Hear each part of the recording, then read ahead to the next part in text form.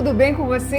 Chegando com mais um Conversa Franca, mudança de hábitos para uma vida próspera, uma iniciativa do programa Cooperação na Ponta do Lápis do Sicredi.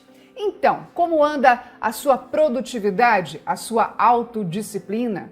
Assuntos dos nossos 2 últimos encontros. E para que você não esqueça, como já dizia o filósofo Benjamin Franklin, nosso condutor nessa websérie, é preciso criar o hábito para conseguir enxergar mudanças nas nossas vidas. Portanto, eu estou aqui para te ajudar a não desistir, ok? Vamos em frente, gente. Bem, hoje nós entramos no capítulo Organização.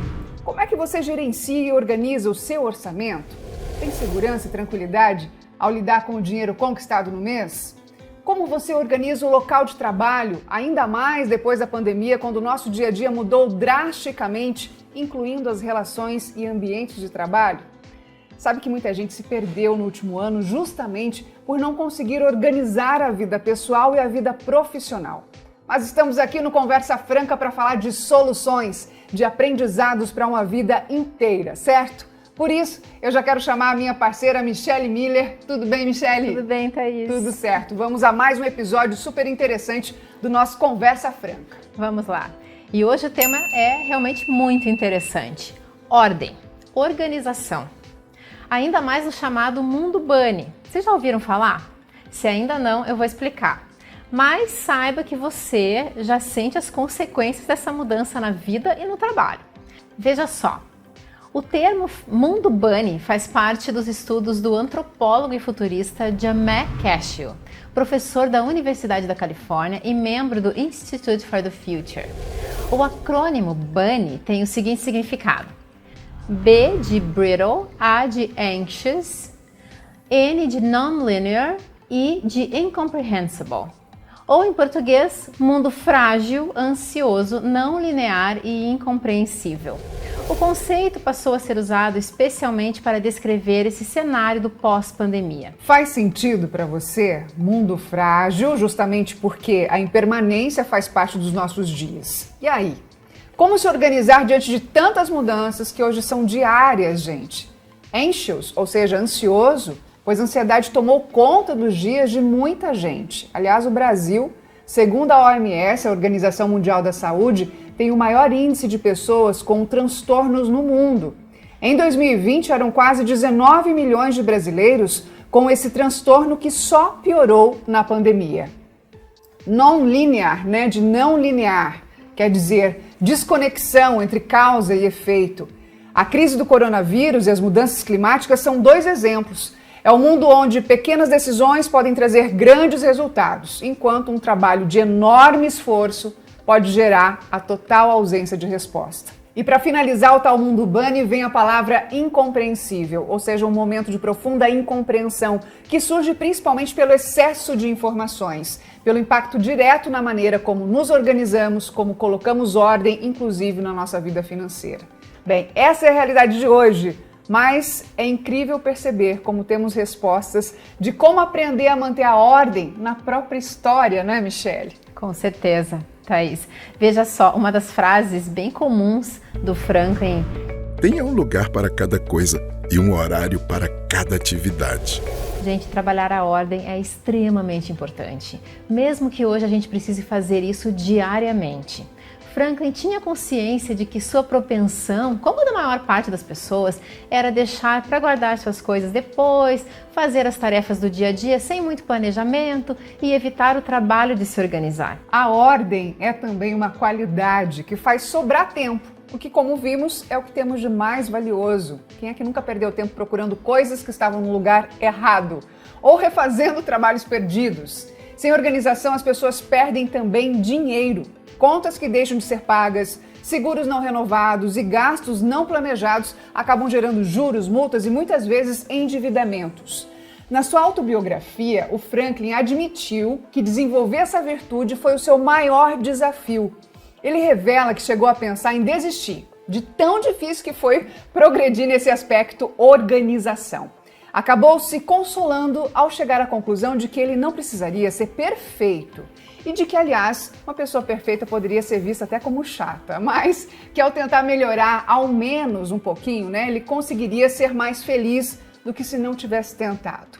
Vamos então saber qual a melhor forma de organizar as nossas finanças, orçamento pessoal e familiar nesse mundo de hoje? Para trazer respostas às nossas dúvidas, temos hoje a presença de Erasmo Vieira, escritor e mestre em administração e inteligência financeira, especialista em finanças e autor do livro Viva em Paz com Seu Dinheiro. Olá, é um prazer estar com vocês. Erasmo, fiquei sabendo que você nos ensina a gastar dinheiro, é isso mesmo? Exatamente, né?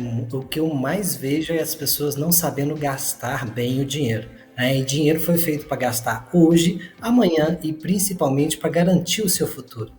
Que legal, que bacana, Erasmo. Erasmo, agora conta pra gente. Há perfis de gastadores, digamos assim, né? De pessoas que lidam com o seu dinheiro. Você define muito bem 4 perfis. Explica pra gente, por favor.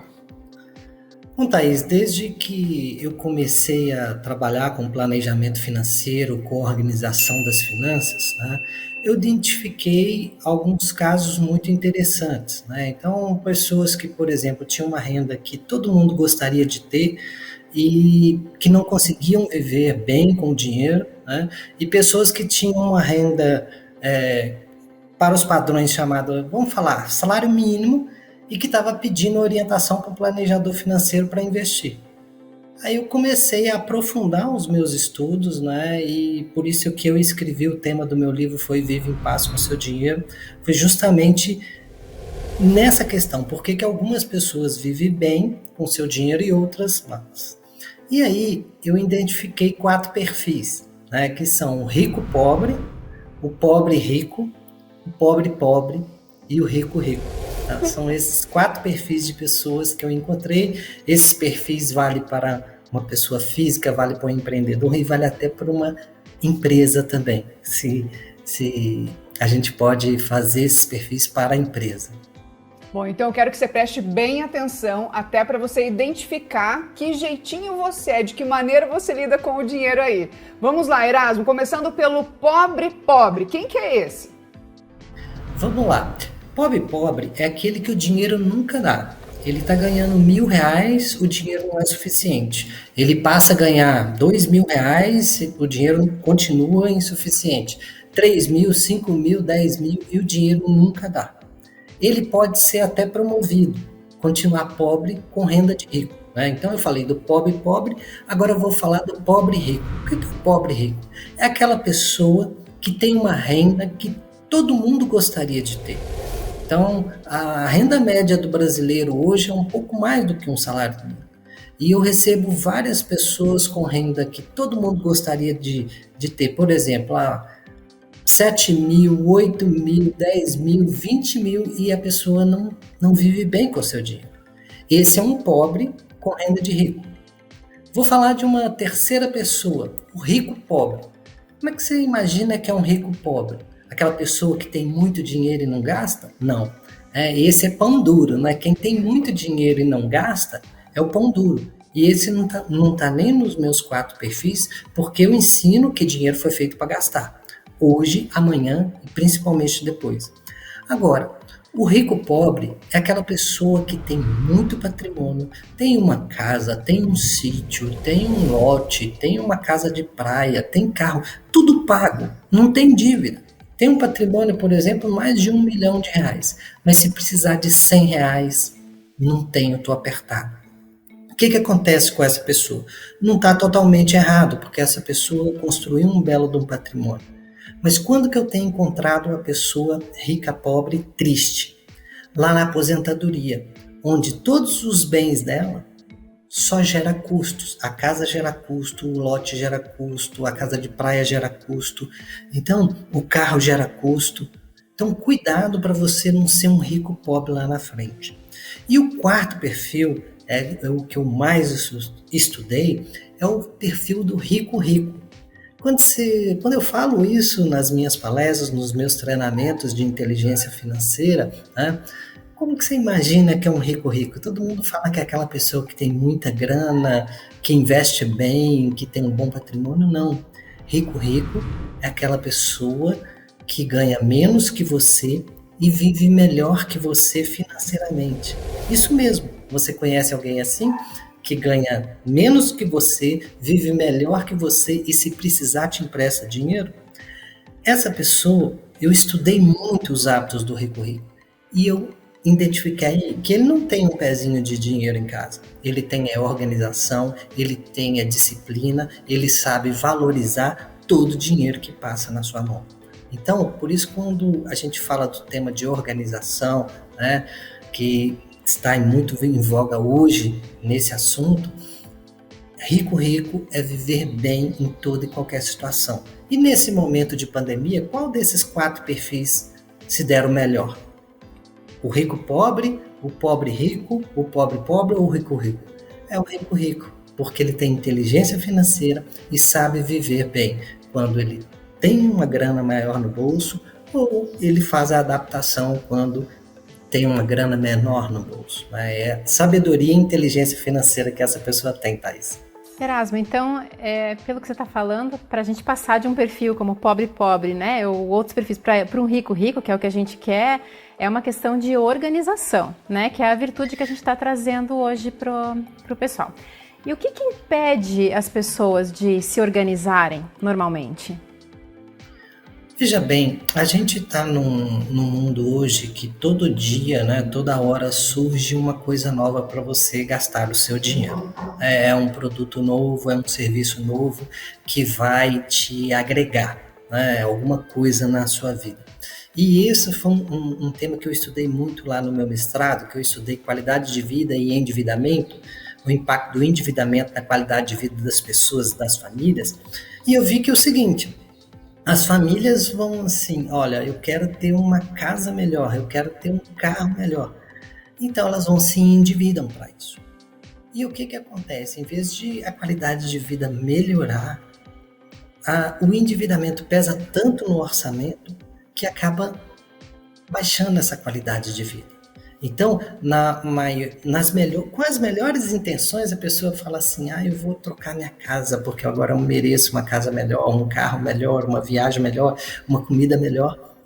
Mas fazendo isso sem planejamento financeiro, sem organização, Michele, isso faz com que as pessoas depois percam a qualidade de vida. Então, esse princípio de organização, de disciplina, de usar o seu dinheiro, ele tem que estar bem inserido na sua vida para você viver nesse mundo tão consumista que a gente vive. O mundo não vai mudar. É a gente que tem que saber, tem que ter sabedoria. Por exemplo, uma dica que eu dou. Você vai controlar o orçamento? Se eu falo de controlar o orçamento, todo mundo vai me xingar. Eu vou ter que anotar, eu vou ter que gastar menos. Não. Você vai organizar o orçamento para realizar seus sonhos, para adquirir uma coisa melhor para você com planejamento financeiro. Então, a organização é o ponto principal, Michele. Legal. Ô Erasmo, a gente ouve muito, né, quando se fala de receita para organização, é que você tem que ter uma planilha. E tem que ir lá preencher essa planilha mês a mês. Quando é que a planilha não funciona? Aliás, ela frustra. Bom, o que acontece? A planilha em si, ela é só uma ferramenta. Seja planilha, seja, por exemplo, um aplicativo de controle do orçamento, seja um caderninho, uma agenda. Eu tenho clientes, por exemplo, que faz a anotação dos gastos dele no celular, no Notes do celular, lá onde que você tem as suas anotações, e depois, no final do dia, passa para uma planilha.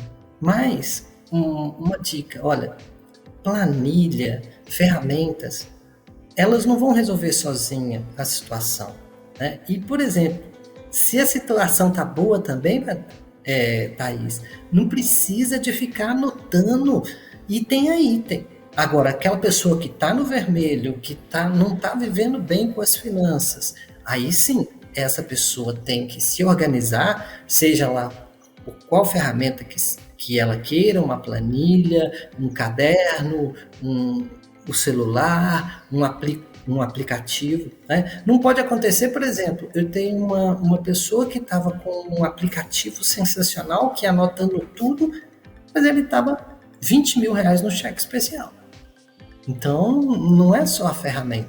né? A pessoa tem que mudar também o comportamento financeiro de saber gastar o dinheiro bem, por isso que eu falo que eu ensino sempre a gastar dinheiro, né? Gastar bem de acordo com seus objetivos. Erasmo, a gente está falando aqui do mundo Bunny, né? Então são alguns aspectos do mundo moderno que acabam influenciando diretamente na nossa vida financeira. E um deles seria essa questão da não linearidade do mundo. Então vão acontecendo coisas que a gente não está esperando, às vezes imprevistos, né? E isso exige da gente uma flexibilidade cada vez maior. Então, como que a gente poderia ser organizado e ao mesmo tempo flexível? É possível ter essas duas virtudes, né? Unir essas duas virtudes na organização da vida financeira? Tem. E eu tenho até uma forma de você praticar isso no dia a dia, na hora de você gastar o seu dinheiro. Não estou falando nem de organização, na hora de você gastar. Então, por exemplo, toda hora que você for gastar o seu dinheiro, você faz uma pergunta que é a seguinte: isso é necessidade ou isso é desejo? Isso é necessidade ou isso é desejo? Isso é necessidade ou isso é desejo? Isso aqui não é uma dica para você virar pão duro, sorvir na mão de vaca avarento, nada disso. Mas se for desejo, você faz a segunda pergunta. Qual que é? Tenho ou não tenho dinheiro? Então, e ter dinheiro, né, é diferente de ter crédito.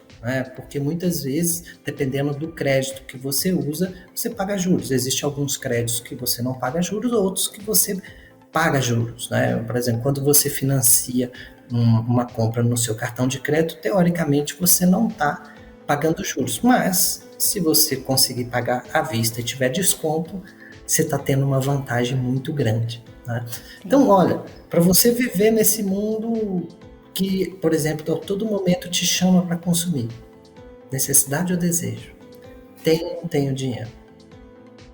E vou até mais longe um pouco com a terceira pergunta.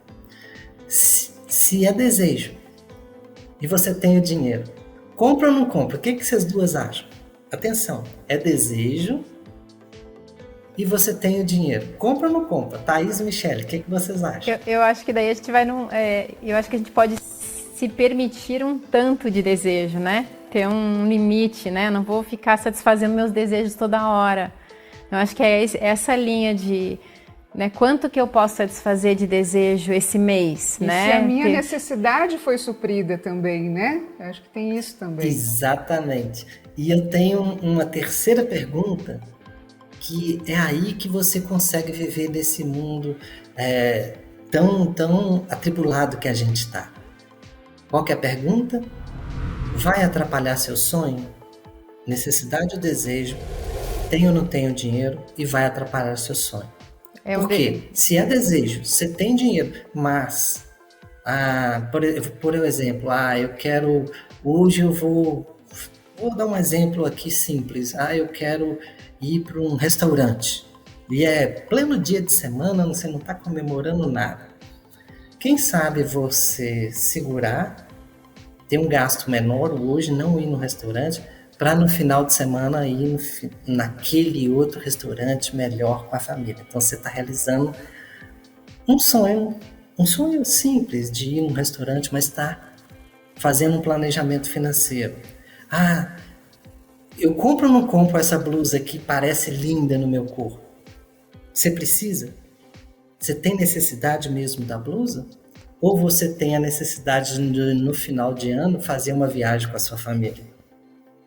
Então, quando você coloca o terceiro ponto, que eu falo que dinheiro foi feito para gastar, mas também para realizar seus sonhos, aí é que é muito importante. Porque muitas vezes eu pergunto assim, e aí, como é que estão os seus sonhos? A pessoa fala assim, eu estou correndo atrás. E quem corre atrás chega por último. Não realiza o sonho. A pessoa trabalha. O que eu tenho mais visto hoje é pessoas que trabalham. Elas são inteligentes, elas geram renda, elas têm uma renda que muitas pessoas gostariam e elas vivem mal financeiramente. E é isso que eu quero ajudar as pessoas nesse ponto. Porque se você souber gastar bem o seu dinheiro, você vive melhor, tem uma melhor qualidade de vida, né? E o pilar da vida financeira fica fortalecido. Outros problemas, pandemia, problema de relacionamento, problema da vida profissional, pode acontecer. Mas se o pilar da vida financeira estiver organizado, você enfrenta melhor esse mundo tão atribulado que a gente está passando. E interessante perceber, Erasmo, você conversando com a gente, todo tempo aparece e vem muito para mim assim, é a ponderação, né? É você fazer perguntas para você mesmo do que é necessário, do que é desejo e do que é o sonho. Porque se você não fizer isso, tudo esse mundo bunny. Ansiedade, lançou uma roupa nova, então agora eu tenho que comprar.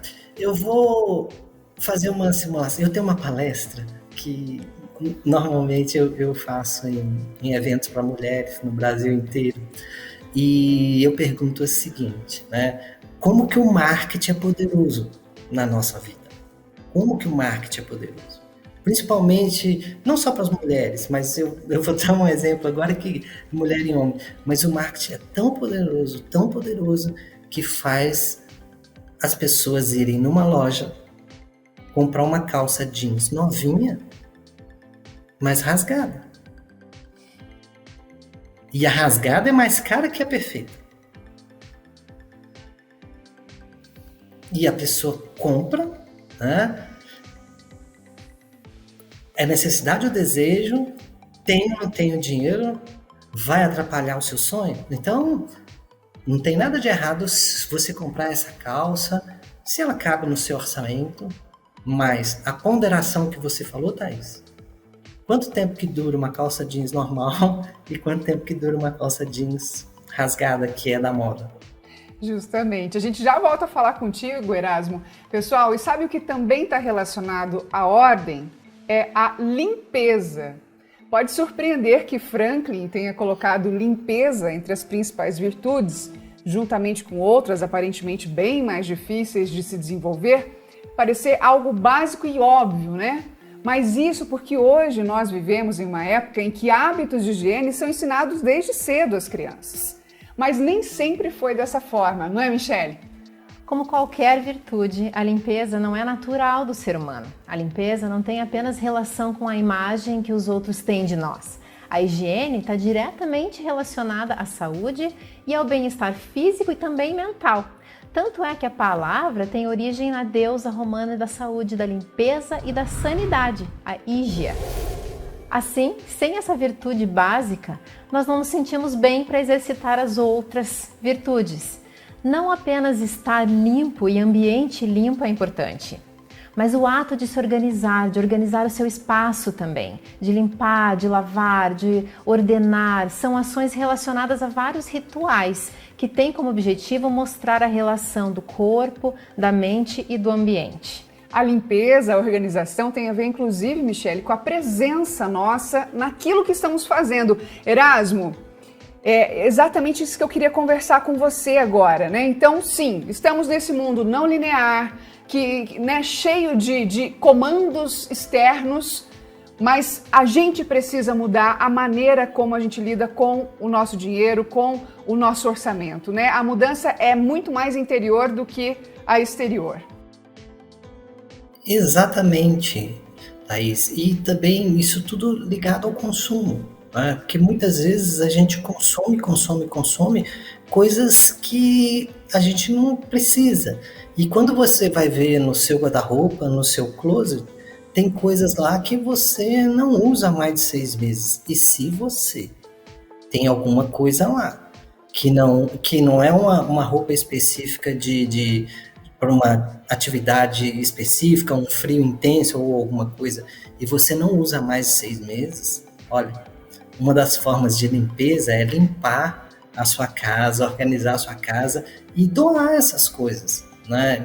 Eu tenho essa questão até da limpeza, né? Que na vida financeira a gente tem muitas coisas que prendem.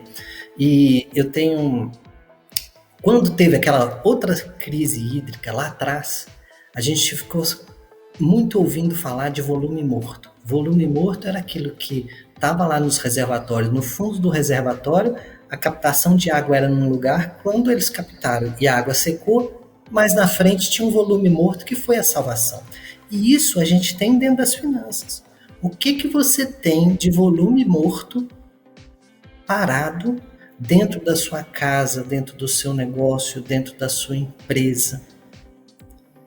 Se você fizer uma limpeza nisso, existem alguns volumes mortos que podem fazer dinheiro e pode até te ajudar na resolução da sua vida financeira. Eu já tive vários exemplos de pessoas falando o seguinte: Erasmo, tinha uma moto lá em casa que a gente estava usando pouco e eu vendi a moto e fiz a reforma da cozinha, fiz uma cozinha gourmet lá em casa e ficou uma situação muito melhor. E teve uma pessoa que tinha um relógio que estava parado lá, que era uma relíquia e tal, mas ele fez dinheiro e saiu do cheque especial, que estava corroendo o orçamento dele. Então, quando o Benjamin Franklin fala de limpeza, na vida financeira também a gente tem que fazer a limpeza. Uma das limpezas que eu gosto de tirar são dívidas que têm juros muito caros. Isso tem que ser prioridade na limpeza do orçamento. Ô Erasmo, vou confessar para você, eu tenho alguns volumes mortos, viu? Celular, quem aí já trocou o celular e deixou o antigo parado, sendo que ele tem um valor? Já se viu em alguma situação aí que você tem o volume morto em casa e o tempo vai passando e você não utiliza aquilo, não é, Erasmo? Eu tenho um costume de estar sempre jogando e dando, né, distribuindo as coisas que eu vejo que estão sobrando e não reservar um dia especificamente para limpeza. Eu sei que muita gente tem isso, né? Guarda e daí esse dia vai sendo empurrado. Então o que eu faço é trazer essa limpeza para o dia a dia. Eu vejo que está sobrando, já põe para separar. Então tem um quartinho onde tem um quartinho da despensa que tem uns potes que eu já vou colocando coisa ali, daí quando acumula, passo para alguém. Então, boa dica! Posso te fazer mais uma pergunta? Claro. Como a gente está falando de organização e tempo é dinheiro, segundo, né, um dos aforismos mais famosos do próprio Franklin, você teria alguma dica para passar para a gente com relação à organização de tempo? Até pensando, né, no ter dinheiro para o futuro, porque acaba estando tudo junto, né? Organizar dinheiro é também organizar tempo, né? Veja bem, eu vou pegar a mesma dica sua. Não deixe acumular. Se você deixar para você fazer a organização da sua vida financeira uma vez por mês, você não vai fazer. Vai dar trabalho, vai olhar. Agora, se você vai fazendo aos poucos, item semana a semana, poxa, por exemplo, se você tiver os recursos financeiros, pague as contas da semana toda ou programe essas contas. Isso é planejamento financeiro, você vai fazer isso uma vez só. Se você tem dificuldade em controlar o cartão de crédito, que é hoje uma excelente ferramenta, mas é a principal forma de endividamento do brasileiro, tente comprar no cartão de débito. Assim, olha qual que é a vantagem. Tudo que você levar para sua casa é seu. E você também economiza tempo na organização. Você não vai ter que ficar preocupado conferindo o que a sua fatura vem. Eu tenho visto algumas pessoas que, por exemplo, têm várias contas em banco, têm vários cartões de crédito. Essas pessoas, elas vão ter que gastar mais tempo para controlar tudo.